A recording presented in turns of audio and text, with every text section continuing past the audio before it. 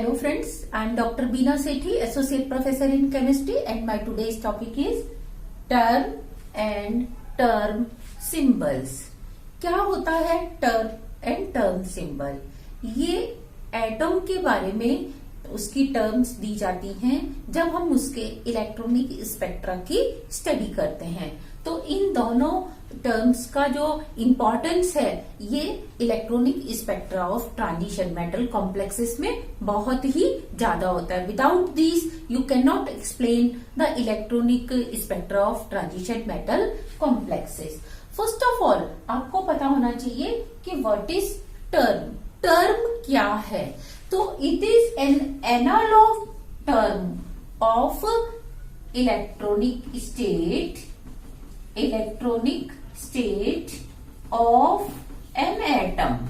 इसमें क्या होता है, जैसे आपने अब तक क्वांटम नंबर्स की स्टडी की थी कि 4 टाइप के क्वांटम नंबर होते हैं, n, l, m, s, principal, azimuthal, magnetic and spin quantum number. वो आपको किसकी इंफॉर्मेशन देते थे? वो आपको इंफॉर्मेशन देते थे पर्टिकुलर एक इलेक्ट्रॉन की जो एनर्जी है। अगर आपको फोर्स मतलब ए सेट ऑफ 4 क्वांटम नंबर दे दिया जाए तो you could describe the energy of any electron. आप किसी भी इलेक्ट्रॉन की एनर्जी, उसकी इलेक्ट्रॉनिक स्टेट को बता सकते थे। लेकिन जब पूरे एटम की आपको डिस्क्राइब करनी हो, एक एटम में बहुत सारे इलेक्ट्रॉन्स होते हैं, उनको मिला के उसकी क्या स्टेट बनती है उसको हम एक्सप्लेन करते हैं टर्म से। और इस टर्म में 2 अलग अलग टर्म्स होती हैं, एक 2s+1, एक l।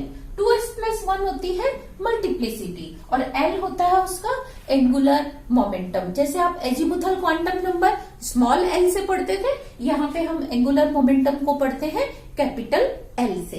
ये 2 चीजें आती हैं इसमें टर्म में, और इसी टर्म को हम स्पेक्ट्रोस्कोपिक टर्म भी कहते हैं। और ये एक तरह की एनालॉग टर्म है उसके इलेक्ट्रॉनिक स्टेट ऑफ एटम की। जैसे इलेक्ट्रॉनिक कॉन्फ़िगरेशन होता है ऐसे ही इलेक्ट्रॉनिक स्टेट होती है। Next, term symbol. Term symbols क्या होते हैं? ये आपको बताते हैं उस पर्टिकुलर एटम का एंगुलर मोमेंटम क्वांटम नंबर। मैंने आपसे क्या कहा कि ये एनालॉग टर्म है इलेक्ट्रॉनिक कॉन्फ़िगरेशन के। जैसे एटम के लिए जैसे आप इलेक्ट्रॉन का इलेक्ट्रॉनिक कॉन्फ़िगरेशन देखते हो, ऐसे ही ये एटम का इलेक्ट्रॉनिक स्टेट हम डिस्कस करते हैं। तो टर्म सिंबल में आपके पास फिर 3 टर्म्स होती हैं, 2s+1 मल्टीप्लिसिटी, l होता है एंगुलर मोमेंटम, और j क्या होता है उसका टोटल एंगुलर मोमेंटम। यानी कि आप यहां देखो, ये आपका है ऑर्बिटल एंगुलर मोमेंटम, जबकि ये आपका क्या है टोटल एंगुलर मोमेंटम। तो दोनों में फर्क है। ये टर्म है ऑर्बिटल एंगुलर मोमेंटम, जबकि ये क्या है टोटल एंगुलर मोमेंटम। दोनों में फर्क है। नेक्स्ट, अब हम क्या करेंगे, इन 5 टर्म्स को आप पहले एक इसका स्क्रीनशॉट ले लो इस स्लाइड का। इसमें मैंने आपको जिनसे अब हमें डील करना है उन टर्म्स की समरी आपको लिख के दी है। अगर आपने ये एक बार अच्छे से याद कर ली तो आपको आगे तक कोई दिक्कत नहीं आएगी। इसलिए मैंने लास्ट की जगह आपको पहले ही ये लिख के दिया है। L, what is L? L होता है टोटल ऑर्बिटल एंगुलर मोमेंटम, और इसको हम किससे डिनोट करते हैं? L1 प्लस L2 से लेकर L1 माइनस L2 तक इसकी वैल्यूज होती हैं। अब ध्यान दो, जैसे ये एक एटम है, अब इस एटम में एक अगर इलेक्ट्रॉन है, केवल एक इलेक्ट्रॉन है, तो फिर तो कोई दिक्कत ही नहीं है। उसकी L और S इलेक्ट्रॉनिक स्टेट और एटॉमिक स्टेट क्या होगी? बराबर होगी। लेकिन अगर उसमें एक से ज्यादा इलेक्ट्रॉन है तो क्या होगा? कुछ इलेक्ट्रॉन्स तो ऐसे होंगे जो क्लोज्ड शेल में होंगे, यानी कि जो अंदर होंगे, जो फुलफिल्ड होंगे। जैसे आपने देखा S2, P6, D10, F14। अब जो इलेक्ट्रॉन मल्टी इलेक्ट्रॉन सिस्टम है और उसमें इलेक्ट्रॉन्स इन वाले शेल्स में है, सब शेल्स में है जो फिल्ड है, तो इस केस में क्या होगा, दोनों की दोनों मतलब स्पिन का एंगुलर का जो मोमेंटम है वो कैंसिल आउट हो जाता है, ये जीरो हो जाता है, तो ये ज्यादा कंट्रीब्यूट नहीं करते। लेकिन इसके बाहर जो इलेक्ट्रॉन्स होते हैं जैसे S1 या P1 से लेके P5 या D1 से लेके D9 या F1 से लेके F13 तक के जो इलेक्ट्रॉन्स हैं, इन इलेक्ट्रॉन्स का कंट्रीब्यूशन होता है मैग्नेटिक मोमेंट में, एंगुलर मैग्नेटिक मोमेंटम में। तो ये इनको हमने डिस्कस करना है S1 से लेके, जब एक से ज्यादा इलेक्ट्रॉन है और वो ओपन शेल में है। क्लोज शेल में है फिर सिंपल है कि वो जीरो होगा, लेकिन जब वो क्लोज शेल में नहीं है, ओपन शेल में है, then you have to calculate. तो L की वैल्यू हम पहले इलेक्ट्रॉन के लिए, दूसरे इलेक्ट्रॉन के लिए, जैसे फर्स्ट के लिए L1, दूसरे के लिए L2, तीसरे के लिए L3, इस तरीके से है। तो हम क्या देखते हैं, फर्स्ट के लिए होगा L1 प्लस L2 से लेकर लास्ट इसकी वैल्यू होगी L1 माइनस L2 तक। तो ये इसका मैग्नीट्यूड बताता है। नेक्स्ट ML क्या होता है, orbital angular momentum quantum number with respect to z axis. देखो यहां मैंने एक्सिस डिनोट किया है कि ये एक एटम था, इसमें अनपेयर्ड इलेक्ट्रॉन थे एक से ज्यादा, अब उसमें उनका कुछ L वैल्यू थी, उनकी कुछ S वैल्यू थी, और जो इसके अंदर है पूरा वो तो इसका टोटल एंगुलर मोमेंटम हो गया, लेकिन उसका कुछ कंपोनेंट जेड डायरेक्शन में होगा, उसका कुछ कंपोनेंट एक्स डायरेक्शन में होगा, उसका कुछ कंपोनेंट वाई डायरेक्शन में होगा, क्योंकि जो मैग्नेटिक मोमेंट है वो क्या है, वेक्टर है एक तरह से, वो वेक्टर स्केलर नहीं है, वो वेक्टर मैग्नीट्यूड होगा उसका, तो उसकी डायरेक्शन भी होगी, उसका कुछ मैग्नीट्यूड भी होगा। तो ये L तो उसका केवल मैग्नीट्यूड बताता है, लेकिन जब हम उसको जेड डायरेक्शन में देखेंगे, तो जेड डायरेक्शन मतलब पर्टिकुलर आपने डायरेक्शन फिक्स कर दी, तो अब इसकी वैल्यूज L1 प्लस L2 से लेकर -L1 से -L2 तक होती है। तो दोनों में आपने डिफरेंस देखा कि ये जो आपकी वैल्यू थी फर्स्ट, ये नेगेटिव नहीं हो सकती थी कभी भी, क्योंकि L1 plus L2 maximum, L1 plus L2 minimum 0 हो सकता है, लेकिन L1 प्लस L2 से जब आप -L1 -L2 तक जाते हो तो इसकी वैल्यू पॉजिटिव नेगेटिव दोनों हो सकती है, पॉजिटिव भी हो सकती है, नेगेटिव भी हो सकती है। Next S, capital S denote करता है टोटल स्पिन एंगुलर मोमेंटम को। टोटल वैल्यू मैंने किसी डायरेक्शन में बात नहीं किया है कि एक्स में, वाई में, जेड में, तो अगेन ये किसके बराबर होगा, S1 प्लस S2, पहले इलेक्ट्रॉन की स्पिन, दूसरे इलेक्ट्रॉन की स्पिन, उसका टोटल से लेकर S1 माइनस S2 तक होगा। तो अगेन ये वैल्यू क्या होगी आपकी, नेगेटिव नहीं हो सकती कभी भी। लेकिन MS, अब MS क्या है, MS है total spin angular momentum quantum number in Z direction. अब मैंने इसको क्या किया, जेड डायरेक्शन में बात की है, तो ये S1 प्लस S2 से लेके -S1 माइनस S2 तक होता है, और इसकी वैल्यू पॉजिटिव भी हो सकती है, इसकी वैल्यू नेगेटिव भी हो सकती है, positive as well as negative हो सकती है। जे होता है टोटल एंगुलर मोमेंटम। देखो एंगुलर मोमेंटम आगे था ना यहाँ पे, तो जे है टोटल एंगुलर मोमेंटम, इसकी वैल्यू L प्लस S से लेकर L माइनस S तक होती है, और ये कभी भी नेगेटिव नहीं होता। तो आप पहले इन 5 टर्म्स को अच्छे से इनकी डिफाइन याद कर लीजिए, इनका ये जो मैंने कैलकुलेट करने का फॉर्मूला बताया है ये याद कर लीजिए, इनका क्या मीनिंग है ये आप याद कर लीजिए। Now we will do examples of multi electron system, हम उनके लिए टर्म फाइंड आउट करेंगे, हम LMS कैसे कैलकुलेट करते हैं, एग्जाम में कैसे क्वेश्चन बनते हैं, not only in BSc exam, आप MSc और आप जैसे नेट का एग्जाम, CSIR गेट का एग्जाम देते हैं, तो उसमें भी आपसे इनके ऊपर बेस्ड क्वेश्चन बनते हैं। सपोज आपके पास ये 1s1 कॉन्फ़िगरेशन है। आपको इसके लिए सबसे पहले कैपिटल S और capital L means spin magnetic moment और ऑर्बिटल एंगुलर मैग्नेटिक मोमेंट आपने काउंट करना है। तो ध्यान दो क्या होता है कि ये इलेक्ट्रॉन है, ये न्यूक्लियस है, ये न्यूक्लियस के अंदर से एक्सिस जा रही है न्यूक्लियर एक्सिस, ये अपनी इलेक्ट्रॉन की सेल्फ एक्सिस है। अब सेल्फ एक्सिस के अराउंड क्या होगा, जैसे ये एक इलेक्ट्रॉन है, ये आपका इलेक्ट्रॉन है, ये एक्सिस इसके अंदर से निकल के आ रही है, तो ये कितने तरह से मोशन कर सकता है, केवल ऐसे कर सकता है, एक ही तरह से, ऐसे क्लॉकवाइज या ऐसे एंटी क्लॉकवाइज कर सकता है। इसके दो ही मोशन पॉसिबल है इस एक्सिस के अराउंड। लेकिन क्या ये ऐसे कर सकता है? नो। क्या ये ऐसे कर सकता है? नो। तो इसका केवल एक ही होगा, या तो वो जेड एक्सिस के अराउंड क्लॉकवाइज होगा या जेड एक्सिस के अराउंड क्या होगा, एंटी क्लॉकवाइज होगा पूरा, या तो इसके पैरेलल होगा या इसके एंटी पैरेलल ही होगा मैग्नेटिक मोमेंट। क्योंकि जब ये स्पिन करेगा तो इसके चारों तरफ एक मैग्नेटिक मोमेंट डेवलप होगा, और वो मैग्नेटिक मोमेंट इस जेड एक्सिस के या तो पैरेलल होगा या वो एंटी पैरेलल होगा। तो अगर वो मतलब ये क्लॉकवाइज कर रहा है, इस तरीके से स्पिन कर रहा है, ये मैंने क्लॉकवाइज साइन बनाया है, तो उसका जो वैल्यू होगी वो +½ होगी स्पिन, और अगर एंटी क्लॉकवाइज कर रहा है तो उसकी स्पिन क्या होगी, -½ होगी। क्योंकि एंटी क्लॉकवाइज पर जो इसके चारों तरफ मैग्नेटिक मोमेंट बनेगा उसकी डायरेक्शन जेड डायरेक्शन के एंटी पैरेलल होगी, नीचे की तरफ होगी, और जब ये क्लॉकवाइज करेगा तो मैग्नेटिक मोमेंट जो इसके चारों तरफ डेवलप होगा, इस इलेक्ट्रॉन के चारों तरफ डेवलप होगा, उसकी डायरेक्शन पैरेलल होगी जेड एक्सिस से।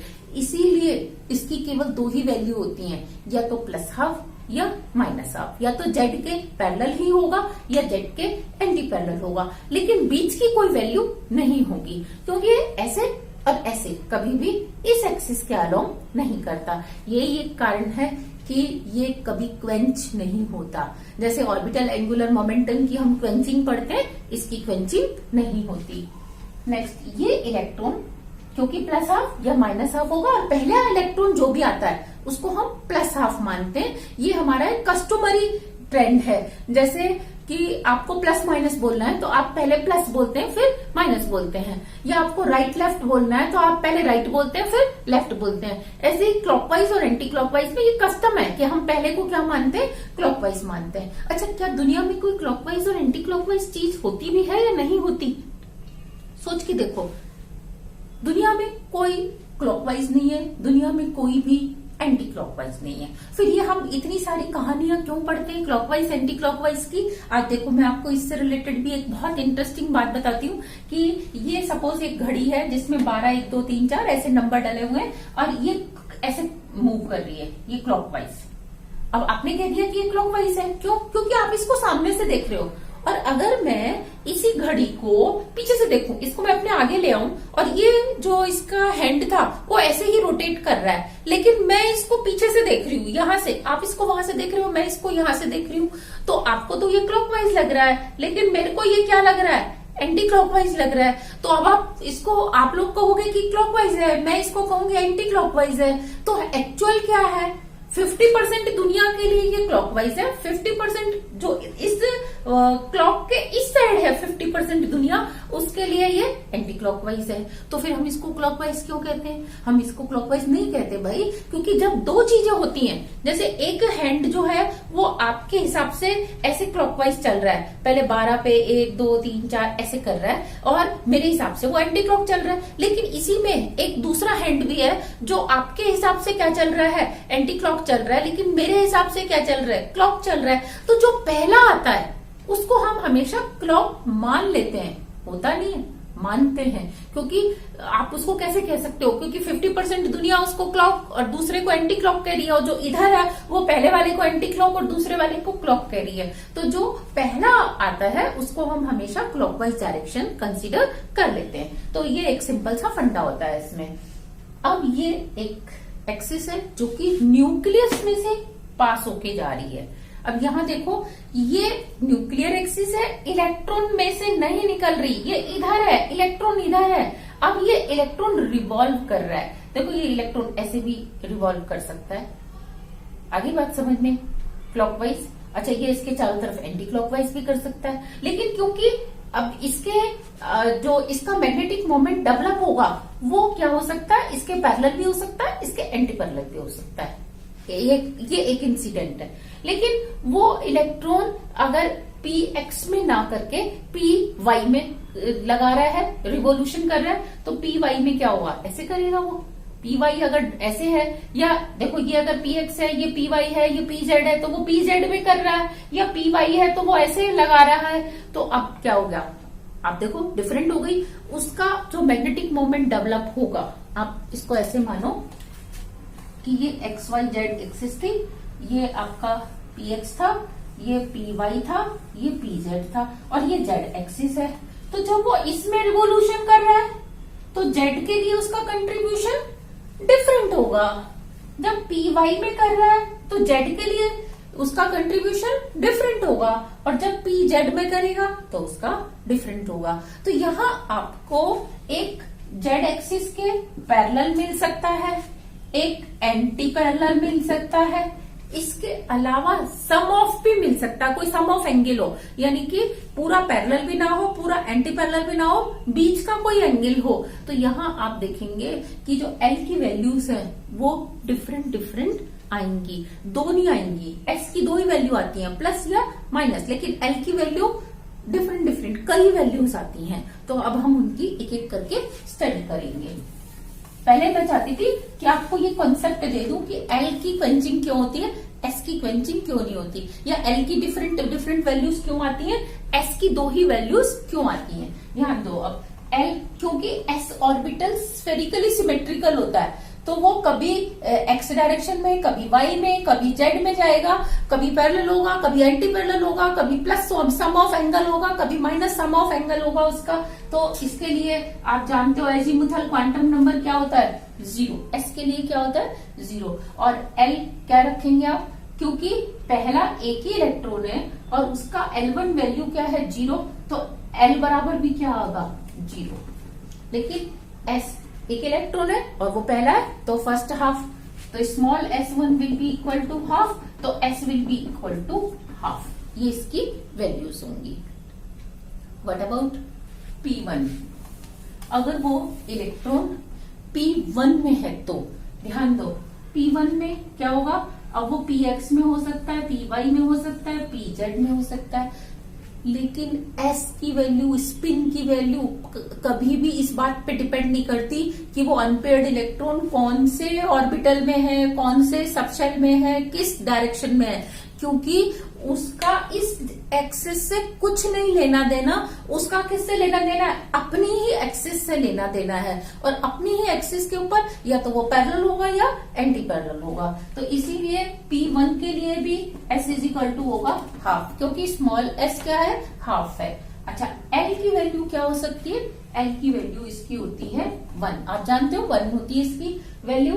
अब ये देखो Px में है, Py में है या Pz में है, इसके ऊपर डिपेंड करेगा। ये देखो +1, 0, -1 इस तरीके। अब अगर इसमें है तो +1 होगा, इसमें है तो 0, और अगर वो इलेक्ट्रॉन अनपेयर्ड इसमें है तो -1। यानी कि वो इसके पैरेलल भी हो सकता है, इसके एंटी पैरेलल भी हो सकता है, और इसके बीच में यहाँ पे भी इसकी कोई वैल्यू हो सकती है। नेक्स्ट हमें अलग से काउंटिंग कैलकुलेशन करनी होगी, and I will discuss with you. Next, अगर वो 3D1 में है, 3D1 में, तो देखो S की वैल्यू अगेन हाफ ही आएगी, लेकिन L की वैल्यू क्या हो सकती है, क्योंकि स्मॉल L1 क्या है इसके लिए, 2, तो इसकी वैल्यू +2, +1, 0, -1, -2 कुछ भी हो सकती है। अगर इधर है तो +2, +1, 0, -1, -2।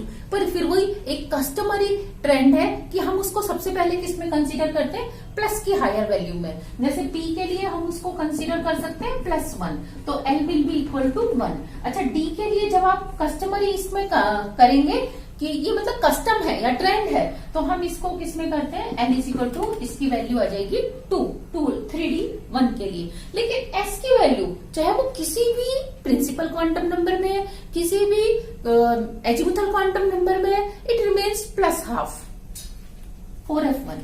देखो फोर्थ शेल आ गया, तो इसके लिए L1 की वैल्यू क्या है, 3, तो +3 +2 +1 0 -1 -2 -3।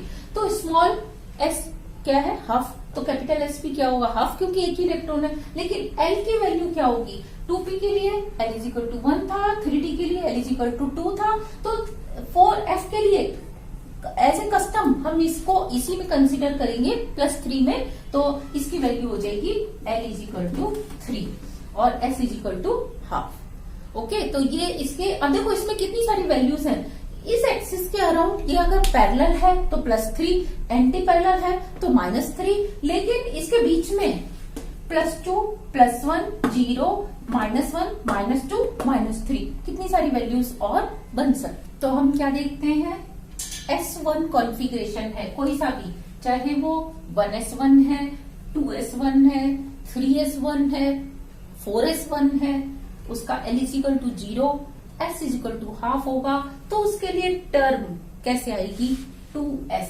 क्योंकि टर्म का फॉर्मूला होता है मल्टीप्लिसिटी और यहाँ पे होता है l वैल्यू। तो l जैसे आपने इलेक्ट्रॉन्स के लिए देखा था कि l = 0 1 2 3 के लिए आप s p d f लिखते थे। सिमिलरली कैपिटल L जो एटॉमिक स्टेट्स होती हैं, एटम की जो एनर्जी स्टेट्स होती हैं, उसमें कैपिटल L 0 1 2 3 4 है, तो इसकी वैल्यू कैपिटल S होती है, या capital P, capital D, F, G, H and so on, इस तरह से चलती है। तो अब L = 0 है तो इसकी वैल्यू हो जाएगी S, तो हमने लिख दिया S, L की जगह क्या लिख दिया, S लिख दिया। और मल्टीप्लिसिटी कितनी होगी, क्योंकि S = हाफ है, तो 2s + 1 से ये तो सब में ही हाफ है, तो मल्टीप्लिसिटी सब में कितनी आने वाली है, 2 आने वाली है। नेक्स्ट में l = 1 है, तो l = 1 के लिए p है, तो आपको मिलेगी टर्म 2p। ये एटॉमिक टर्म्स हैं या स्पेक्ट्रोस्कोपिक टर्म्स हैं। और D1 के लिए चाहे वो 3D1 है, 4D1 में इलेक्ट्रॉन है, 5D1 में इलेक्ट्रॉन है, इससे मतलब नहीं है, हमें देखना है कि एटम की स्पेक्ट्रोस्कोपिक टर्म क्या है, तो वो आएगी 2D। और F1 के लिए टर्म आती है S3DF, क्योंकि इसके लिए 3 है तो ये आ जाएगी 2F। ओके, और अगर G में होता तो नेचुरली वो आगे किस में आ जाती, G में आ जाती, तो ये उसकी होती है टर्म्स फॉर एटम, जब कॉन्फ़िगरेशन क्या है S1 P1 D1 F1। अब हम देखेंगे मल्टी इलेक्ट्रॉन्स के लिए, जिसमें सबसे पहले 2 इलेक्ट्रॉन्स के लिए। Now we will calculate terms for multi electron system, जिसमें 2 या 3 अनपेयर्ड इलेक्ट्रॉन्स के मैंने एग्जांपल्स लिए हैं। आपको क्वेश्चन में वो इस तरीके से लिख के दे सकता है कि इस कॉन्फ़िगरेशन के लिए आप टर्म फाइंड आउट करो, या आपको वो इस तरीके से दे सकता है, कोई मेटल आयन लिख के दे सकता है कि आप उसके लिए टर्म फाइंड आउट करो, या फिर आपको कॉम्प्लेक्स के बारे में लिख के दे सकता है कि भाई D4 लो स्पिन या D5 हाई स्पिन है। तो इसको आप कैसे सॉल्व करेंगे, ध्यान दो।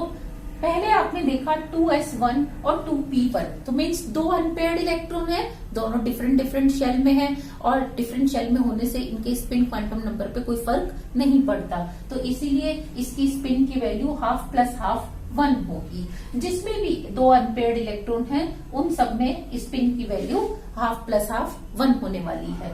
लेकिन L की वैल्यू डिपेंड करती है कि इलेक्ट्रॉन कौन से सब शेल में है। तो ध्यान दो, S के लिए L1 क्या हो जाएगा 0, और P के लिए L2 विल बी, दूसरे इलेक्ट्रॉन के लिए हम मान रहे हैं L2, तो L2 will be equal to 1। तो कैपिटल L क्या होगा इसके लिए, L1 प्लस L2 यानी कि 1। अब आपको कैपिटल L और कैपिटल S दोनों पता है, तो आप इजीली टर्म लिख सकते हैं, क्योंकि टर्म लिखने का फॉर्मूला क्या होता है, 2s + 1 और ये L, मल्टीप्लिसिटी ऊपर लिखी जाती है और ये ऑर्बिटल एंगुलर मोमेंटम इधर लिखा जाता है। तो अब बताओ क्या होगा, 1 के लिए L = 0 है, तो S, और 1 है तो P, तो यहाँ आपका L1 आया है, तो आपके लिए टर्म बन जाएगी P, और मल्टीप्लिसिटी 2s + 1 में आप S की वैल्यू क्या लिखेंगे 1, तो 2 × 1 + 1 से मल्टीप्लिसिटी हो जाएगी 3, तो इसकी टर्म बन जाती है 3P। नेक्स्ट 2p1 3p1 के लिए क्या होने वाला है, L1 की वैल्यू 1 है क्योंकि वो P में है इलेक्ट्रॉन, और L2 की वैल्यू भी क्या है 1 क्योंकि वो भी P में है, दोनों ही इलेक्ट्रॉन P में है, इररेस्पेक्टिव कि वो कौन से शेल में है, लेकिन वो उनका सब शेल क्या है P। तो L1 की वैल्यू 1 होगी, L2 की वैल्यू 1 होगी, और capital L will be equal to 2, L1 plus L2 आप इससे फाइंड आउट करेंगे, और S क्या हो जाएगा आपका हाफ प्लस हाफ 1, तो इसकी multiplicity again it will be 3, लेकिन टर्म क्या आएगी 2 के लिए D, तो ये हो जाएगा 3D, इसकी टर्म बन जाएगी। नेक्स्ट 2P 3P1 और 3D1, एक P में है एक D में है, तो P के लिए L1 इज इक्वल टू 1 होता है और L2 इज इक्वल टू क्या होगा 2 किसके लिए D के लिए, तो अब L की वैल्यू हो जाएगी 1 प्लस 2 3 हो जाएगी, और इस पे हाफ प्लस हाफ 1 हो जाएगी, तो मल्टीप्लिसिटी तो 3 रहने वाली है, लेकिन क्योंकि L इज इक्वल टू 3 के लिए टर्म आती है F, तो इसकी हो जाएगी टर्म 3F, स्पेक्ट्रोस्कोपिक टर्म होगी 3F। तो यहाँ आपने क्या किया, L1 को L2 से ऐड किया। नेक्स्ट, अगर आपको इस तरीके से क्वेश्चन दिया जाता है कि कोई मेटल आयन लिख के दे दिया किसी भी ऑक्सीडेशन स्टेट में, मैंने यहाँ वेरिडियम +3 क्रोमियम +3 लिया, आप निकल +2 ले सकते हैं, कॉपर +1 ले सकते हैं, कोई सा भी आप ले सकते हैं, आपको उसका एटॉमिक नंबर पता होना चाहिए, फिर आपको ये पता होना चाहिए कि उसके इलेक्ट्रॉन कहाँ से बाहर निकलेंगे। तो यहाँ ध्यान दो, जब आप वेरिडियम +3 लेते हैं तो उसका कॉन्फिगरेशन होता है, पहले वेरिडियम का क्या होता है कॉन्फिगरेशन 3D3 4s2, लेकिन जब आपने उसका +3 आयन बनाया तो 2 इलेक्ट्रॉन ये और 1 इलेक्ट्रॉन डी में से चला जाएगा, तो डी में कितने इलेक्ट्रॉन बचने वाले हैं 2 इलेक्ट्रॉन बचने वाले हैं, एक इधर एक इधर। तो अब देखो इसके लिए आप क्या लिखते हो +2 +1 0 -1 -2, आप इस तरीके से लिखेंगे। तो कस्टमरी आप क्या करने वाले हैं, पहले प्लस को फिल करने वाले हैं, +2 +1, तो L1 की वैल्यू क्या होगी 2, और दूसरे इलेक्ट्रॉन के लिए L2 की वैल्यू क्या होने वाली है 1, तो capital L will be equal to 3 और S की वैल्यू है 1, तो जब 3 हो जाएगा तो टर्म बन जाएगी F और मल्टीप्लिसिटी कितनी आ जाएगी 3, तो इसकी टर्म बन जाती है 3F। नेक्स्ट, अगर आपको क्रोमियम दे दिया जाता है तो क्रोमियम का कॉन्फ़िगरेशन क्या होता है आप जानते हैं 3D5 4s1, 3D5 4s1, लेकिन क्रोमियम +3 का कॉन्फ़िगरेशन क्या होगा, ये 1 इलेक्ट्रॉन S में से और 2 D में से चले जाएंगे, तो आपके पास बचने वाला है 3D3 मीन्स 3 अनपेयर्ड इलेक्ट्रॉन, तो ये आपका तीसरा अनपेयर्ड इलेक्ट्रॉन आ गया, लेकिन उसके लिए देखो L की वैल्यू क्या है 0, तो ये तो आपका चेंज नहीं होने वाला, आप यहाँ लिख सकते हैं L1 की वैल्यू 2, L2 की वैल्यू 1 और L3 की वैल्यू 0, तो capital L will be equal to 3, लेकिन S की वैल्यू क्या हो जाएगी आपकी, S की वैल्यू हो जाएगी 3/2, और जब 3/2 होगी तो मल्टीप्लिसिटी कितनी हो जाएगी 4, तो इसकी टर्म क्या बनेगी 4F, क्योंकि ये 3 है और मल्टीप्लिसिटी 4 हो गई। नेक्स्ट, अगर आपको ये दिया जाए D4 लो स्पिन, अब D4 लो स्पिन को हम कैसे ड्रॉ करते हैं, ध्यान दो, आप D4 लो स्पिन को इस तरीके से ड्रॉ करेंगे कि 3 इलेक्ट्रॉन नीचे T2G और EG के 2 इलेक्ट्रॉन ऊपर, इनके लिए हम वैल्यूज क्या रखते हैं +2 +1 0 -1 -2, तो अब उसने क्योंकि आपको लो स्पिन कहा है D4 यानी कि 4 इलेक्ट्रॉन्स हैं, तो देखो 1 2 3 4th इलेक्ट्रॉन नीचे ही आएगा क्योंकि लो स्पिन है, तो इसके लिए क्या होगा, पहले ऑर्बिटल के लिए L की वैल्यू होती है 2, तो +2 +1 0, अच्छा दूसरा इलेक्ट्रॉन अब 4th किस में आया, इसी में आया, तो अगेन उसके लिए वैल्यू क्या होगी +2, तो +2 +2 +1 0, तो आपके पास L की वैल्यू कितनी आ गई 5, अच्छा और S की वैल्यू क्या है, क्योंकि 2 ही अनपेयर्ड है, लो स्पिन है, हाफ प्लस हाफ 1, तो मल्टीप्लिसिटी कितनी हो जाएगी इसकी 3, अच्छा L इज इक्वल टू 5 के लिए टर्म क्या बनेगी 0 1 2 3 4 5 के लिए H, तो इसकी टर्म हो जाती है 3H। अच्छा आपको कोई हाई स्पिन भी मिल सकता है कॉम्प्लेक्स, आपको लिख दिया D5 high spin, D5 high spin के लिए देखो अब क्या होगा, ये 1 2 3 4 5 इस तरीके से कॉन्फ़िगरेशन होगा, इलेक्ट्रॉन किस में आएगा, एक +2 +1 0 -1 -2, अब आप देखो इसका समेशन करके देखो, सबको जोड़ के देखो, तो ये कैंसिल हो जाएगा, 2 से 2 कैंसिल, 1 से 1 कैंसिल और 0 बचेगा, तो L की वैल्यू 5 की जगह क्या हो जानी है आपके पास 0, और कैपिटल एस कितना होगा, क्योंकि 5 इलेक्ट्रॉन्स ऑल आर अनपेयर्ड, तो इसकी कैपिटल एस हो जाएगी, टोटल स्पिन हो जाएगी 5/2, और 5/2 से इसकी मल्टीप्लिसिटी कितनी होने वाली है, 2s + 1, इट विल बी 6, और l = 0 के लिए टर्म होती है s, तो इसकी टर्म हो जाएगी 6s। तो ये हमने टर्म्स निकाले डिफरेंट कॉन्फ़िगरेशंस के लिए, डिफरेंट आयंस के लिए और डिफरेंट टाइप ऑफ कॉम्प्लेक्सेस के लिए। इसमें आपको दो बातें अलग से ध्यान रखनी है कि अगर इस तरीके का कॉन्फ़िगरेशन है तो कैपिटल एल कैसे फाइंड आउट करते हैं, और अगर आयनिक आपको आयनिक फॉर्म दी हुई है मेटल की तो उसका हम कैपिटल एल की वैल्यू कैसे फाइंड आउट करते हैं। तो देखिए, अगर इस तरीके से कॉन्फ़िगरेशन लिखा जाता है तो हम L की वैल्यू फाइंड आउट करते हैं L1 + L2 से लिखकर L1 - L2 से, हम इस फॉर्मूले से काउंट करते हैं। बेसिकली हमारा L1 + L2 से ही काम चल जाता है। और अगर हमें इस तरीके से आयन लिख के दे दिया जाता है या नीचे हमें कॉम्प्लेक्स का कॉन्फ़िगरेशन लिख के दे दिया जाता है तो हम इसको समेशन Li से फाइंड आउट करते हैं। अब हम एक एक एटम के लिए और इसके एग्जाम्पल्स देखेंगे। Now there is a question, find out the value of L की वैल्यू आपको फाइंड आउट करनी है फॉर कार्बन, और इसको हम कैसे फाइंड आउट करेंगे। कार्बन का कॉन्फ़िगरेशन 1s2 2s2 2p2 होता है क्योंकि इसका एटॉमिक नंबर 6 है, लेकिन ये क्लोज्ड शेल है तो they will not contribute in the value of L, और 2p2 को आप इस तरीके से डिनोट करेंगे, पहला इलेक्ट्रॉन 2p में है, दूसरा इलेक्ट्रॉन भी किसमें है, 2p में ही है। तो इसके लिए अब हम क्या करेंगे, L की वैल्यू फाइंड आउट करेंगे L1 + L2 से L1 - L2 तक। देखो, पहले के लिए L1 की वैल्यू 1 है, दूसरे के लिए भी L2 की वैल्यू क्या है 1, क्योंकि दोनों ही p सब शेल में है, और p सब शेल के लिए आप जानते हैं एंगुलर मोमेंटम कितना होता है 1, तो इसीलिए इसका 1 हमने रख दिया। अब देखो इसका कैसे कपलिंग होती है, L और L आपस में, दोनों इलेक्ट्रॉन्स का जो ऑर्बिटल एंगुलर मोमेंटम है वो उसके क्या पॉसिबिलिटीज हैं कि ये फर्स्ट का मोमेंटम है L1 = 1 और ये दूसरे का है L2 = 1। दोनों अगर पैरेलल हैं तो क्या होगा, दोनों का एडिशन हो जाएगा and you will get capital L = 2। अच्छा, दोनों अगर एंटी पैरेलल हैं, एक ऊपर की तरफ दूसरे का डायरेक्शन Z डायरेक्शन में नीचे की तरफ है, तो अब क्या होगा L = 0 होगा। लेकिन क्या इसके बीच में कोई और वैल्यू पॉसिबल है, यस, क्योंकि मैंने आपको बताया था ये अपनी एक्सिस पे नहीं है, न्यूक्लियर एक्सिस के अराउंड है। तो ये दो अगर इस तरीके से दोनों पैरेलल हैं तो L = 2, और दोनों अगर एंटी पैरेलल है तो L = 0। लेकिन इसमें ऐसा भी तो हो सकता है ना कि एक की डायरेक्शन ऐसे हो और एक इसका वर्टिकल हो, 90 डिग्री पे हो, तो अब 90 डिग्री पे होगा दूसरा वेक्टर इस तरीके से।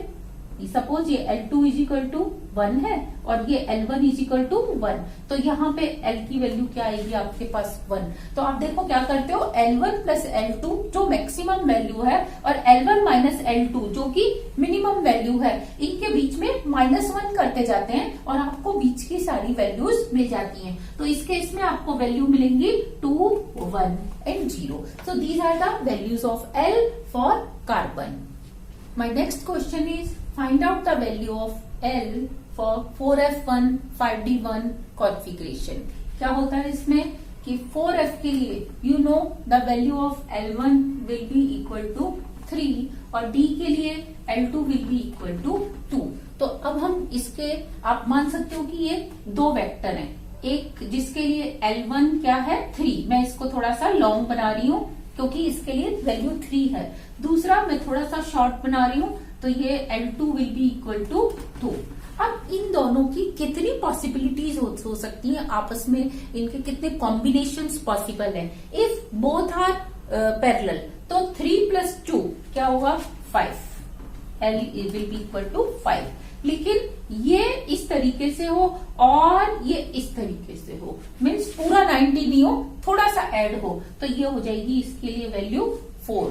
और अगर आप इसको ऐसे देखते हैं कि ये 3 और ये 2 90 डिग्री पे हो, तो आप वैसे भी वेक्टर सम करके देख सकते हो, दो वेक्टर, एक का मैग्नीट्यूड 3 एक का मैग्नीट्यूड 2, तो उनका 90 डिग्री पे अगर कॉम्बिनेशन हो तो उसका एडिशन हो तो क्या बनेगा, आप cos θ 90 रख के देखेंगे तो आपको यही वैल्यू मिलेगी और ये आपका आ जाएगा 5 4 3। नेक्स्ट, अगर ये ऐसे हो, ये 3 और ये 2 वेक्टर, यानी कि ना तो पूरा पैरेलल है ना पूरा एंटी पैरेलल है, वो एक उसके कुछ डिफरेंट एंगल पे है, 180 और 0 से डिफरेंट एंगल पे है, तो यहाँ इसकी वैल्यू आएगी 2। और अगर ये इसका एंटी पैरेलल है, ये इधर और ये इधर इस तरीके से है, तो आपको इसकी वैल्यू मिलने वाली है 1। तो आप ये देख सकते हैं L1 प्लस L2 इसकी क्या थी मैक्सिमम वैल्यू 5, और उससे कहां तक गया है ये L1 माइनस L2, तो L1 माइनस L2 3 माइनस 2, तो ये 1 तक, तो इसकी वैल्यू मैक्सिमम 5 मिनिमम 1, और बीच में कितनी वैल्यूज आ गई 4 3 2 1, तो इसकी total 5 values of L are possible. अब मुझे इसी क्वेश्चन में अगर एंगुलर मोमेंटम L के साथ साथ मुझे total angular momentum quantum number find out करना है, और वो भी कौन सी डायरेक्शन में, जेड डायरेक्शन में फाइंड आउट करना है, तो आई टोल्ड यू कि इसकी वैल्यू क्या होती है प्लस L1 प्लस L2 से वेरी करते हुए ये जाती है माइनस L1 माइनस L2 तक। तो आपने देखा अब इसकी वैल्यूज क्या हो सकती हैं, नेगेटिव तक जा सकती हैं, जबकि कैपिटल L की वैल्यू क्या होती है हमेशा पॉजिटिव रहती है, मिनिमम 0 तक जाती है। लेकिन एम एल की value, m l means total angular momentum quantum number, means इसका जेड कंपोनेंट जो कि जेड डायरेक्शन में हम डिस्कस करने वाले हैं, तो उसकी वैल्यू कहां से लेके कहां तक होती है, ये हम देखेंगे कि प्लस L1 प्लस L2 से लेके माइनस L1 माइनस L2 तक की वैल्यूज होती है। मैं आपको ये ड्रॉ करके बताती हूँ, प्लस के लिए तो मैंने आपको ड्रॉ कर ही दिया, अब माइनस L1 क्या होगा कि ये नेगेटिव डायरेक्शन में है, इस तरीके से ये हो जाएगा L1 इज इक्वल टू 3, और माइनस L2 मीन्स ये भी नेगेटिव डायरेक्शन में, जेड डायरेक्शन में, तो ये -2, L2 इज इक्वल टू, तो इसकी वैल्यू कितनी आ जाएगी -5। और अब आप क्या करें, इसको इस तरीके से जोड़ दें, तो यहाँ आपके पास वैल्यू क्या आएगी 4, और फिर आप इसको इस तरीके से अगर ऐड करते हैं तो इसके लिए आएगी आपकी वैल्यू 3, और इसके लिए आपकी वैल्यू आने वाली है -2, और जब ये कंप्लीटली एंटी पैरेलल हो जाएगा तो इसकी वैल्यू होगी -1। तो आपने देखा ms की वैल्यू कहां तक, ml की वैल्यू कहां तक हो सकती है -3 -2 +3 +2 से लेके -3 -2 तक हो सकती है, तो इसकी वैल्यू आपके पास हो जाएगी 5 4 3 2 1 0 -1 -2 -3 -4 एंड -5। तो इस तरीके से इस कॉन्फ़िगरेशन के लिए you have orbital angular momentum quantum number कितने रखेंगे आप, 5 भी हो सकता है क्वांटम नंबर जेड डायरेक्शन में, 4 3 2 1 0 -1 -2 -3 -4 एंड -5 तक इसकी वैल्यूज हो सकती हैं। तो ये था आपका values of L and values of ML। Now my question is find out the value of S and MS, दोनों की वैल्यू आपको फाइंड आउट करनी है for carbon. S means total spin angular momentum, जो कि एक मैग्नीट्यूड है जो कभी नेगेटिव नहीं होगा, पॉजिटिव होगा, और दूसरा MS means total spin angular momentum in Z direction. ये आपको उसका कंपोनेंट बताना है कि टोटल एंगुलर मोमेंटम का जेड डायरेक्शन में क्या कंपोनेंट है, प्लस है माइनस है 0 है क्या है, ये आपको डिस्कस करना है। तो कार्बन का कॉन्फ़िगरेशन क्या होता है 2p2 होता है, और इसको आप इस तरीके से लिख सकते हैं 1 unpaired electron, second unpaired electron. दोनों के लिए S क्या होगा, स्पिन हाफ होगी, क्योंकि फर्स्ट के लिए हम क्लॉकवाइज मानते हैं, तो S1 is equal to half, S2 is equal to half. तो अब हम पहले S की वैल्यू काउंट कर रहे हैं टोटल स्पिन एंगुलर मोमेंटम की। इसका फॉर्मूला आपको बताया था, capital S will be equal to S1 plus S2 से लेकर S1 माइनस S2 तक होगा। तो देखो S1 plus S2 half plus half, और ये हाफ माइनस हाफ, तो इसकी वैल्यू हो जाएगी 1, इसकी वैल्यू हो जाएगी 0, और 1 और 0 के बीच में कोई और एंगल बन ही नहीं सकता। अगर ये दोनों ये वेक्टर इस तरह से, जो स्पिन मैग्नेटिक मोमेंट का वेक्टर है, प्लस हाफ है अगर वो पैरेलल मतलब जेड डायरेक्शन के पैरेलल है, और दूसरा भी क्या है पैरेलल है, तो हाफ और हाफ जुड़ के कैपिटल S की वैल्यू क्या आ जाएगी 1। और अगर एक जेड डायरेक्शन के पैरेलल और दूसरा अगर एंटी पैरेलल होगा तो S की वैल्यू क्या हो जाएगी 0 हो जाएगी। लेकिन अगर दोनों ही एंटी पैरेलल हो तो क्या होगा, जैसे ये S1 माइनस S2, तो इसमें आपको ये भी नीचे और ये भी नीचे, तो इसकी वैल्यू आपको हो जाएगी -1। तो ध्यान दो, अगर आपको जेड डायरेक्शन में कंपोनेंट फाइंड आउट करना है तो उसकी वैल्यूज कैसे फाइंड आउट करते हैं, S1 प्लस S2 से -S1 माइनस S2 तक होगा।